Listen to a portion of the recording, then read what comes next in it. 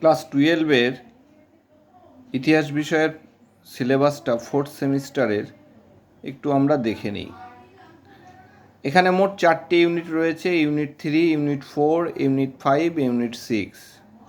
Unit 3 যেখানে তোমাদের রয়েছে মহাবিদ্রোহ, 1857 সালের মহাবিদ্রোহ বা সিপাহী বিদ্রোহ, এই চ্যাপ্টারটা এখানে রয়েছে। এখান থেকে তোমাদের মহাবিদ্রোহের কারণ, প্রত্যক্ষ কারণ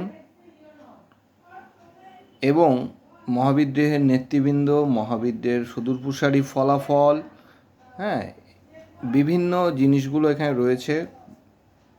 কিছু গ্রন্থের নাম রয়েছে, কিছু ঘটনা রয়েছে, মহাবিদ্রোহের নেতৃবৃন্দ রয়েছে। এই ইউনিট থেকে তোমাদের বরাদ্দ নাম্বার রয়েছে 7 নম্বর। এখানে শর্ট আনসার টাইপ কোশ্চেন আসবে, মোট 7 নম্বর আসবে। এখান থেকে কোনো বড় কোশ্চেন তোমাদের থাকছে না।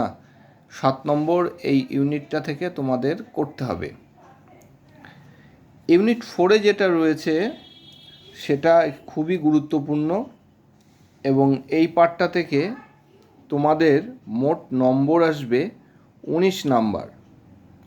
এবং ইউনিট 4-এ রয়েছে 4টি অধ্যায়, 4টি চ্যাপ্টার। 1 নম্বর চ্যাপ্টারে রয়েছে, দেখো, আলিগড় আন্দোলন থেকে দেশভাগ, অর্থাৎ 1875 বা তৎসংলগ্ন সময় থেকে স্বাধীনতা, ভারতবর্ষের স্বাধীনতা পর্যন্ত এই সময়কাল রয়েছে প্রথম চ্যাপ্টারে ইউনিট 4-এর। দ্বিতীয় অধ্যায়ে রয়েছে জাতীয়তাবাদীর রাজনীতির উদ্ভব থেকে স্বাধীনতা লাভ। তৃতীয় অধ্যায়ে রয়েছে চ্যাপ্টার 3-তে ভারতের ওপর প্রথম বিশ্বযুদ্ধের প্রভাব, ফার্স্ট ওয়ার্ল্ড ওয়ারের প্রভাব। এবং চতুর্থ অধ্যায়ে রয়েছে স্বাধীনতার পূর্বাভাস।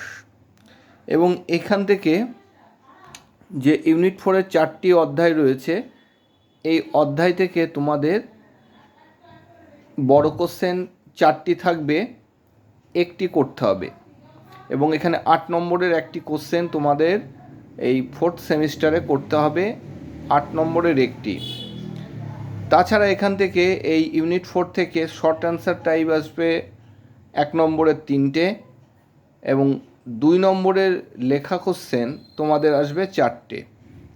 মোট এখানে তোমাদের জন্য নম্বর বরাদ্দ রয়েছে 19 নাম্বার।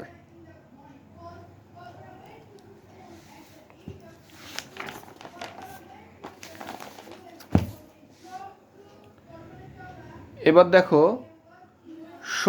ইউনিট 5-এ দেখো রয়েছে সংবিধান গঠন। এই সংবিধান গঠনে তোমাদের এখানে নবযুগের সূচনা ও স্বাধীনতা উত্তর ভারত, এখান থেকে তোমাদের শর্ট অ্যান্সার টাইপ আসবে 7 নম্বরের, এটাও ভালো গুরুত্বপূর্ণ। এবং লাস্ট এবং সর্বশেষ যেটা, সেটা আসবে ইউনিট 6, ভারত পাকিস্তান যুদ্ধ এবং স্বাধীনতার পরবর্তী থেকে ভারত পাকিস্তান যুদ্ধ 1971 পর্যন্ত রয়েছে। এখানেও তোমাদের শর্ট অ্যান্সার টাইপ ছোট কোশ্চেন আসবে তোমার 7 নম্বর। এবং তোমরা যদি খুব গুরুত্ব সহকারে এই জিনিসগুলো দেখো বা পড়াশোনা করো, আশা করছি তোমরা 4th সেমিস্টারেও ভালোভাবে পরীক্ষা দেবে। এবং প্রথম থেকেই যদি তোমরা এটাই গুরুত্ব দাও বা গুরুত্ব সহকারে প্রথম থেকেই দেখো, তাহলে ইতিহাসেও ভালো নম্বর তোমরা পাবে।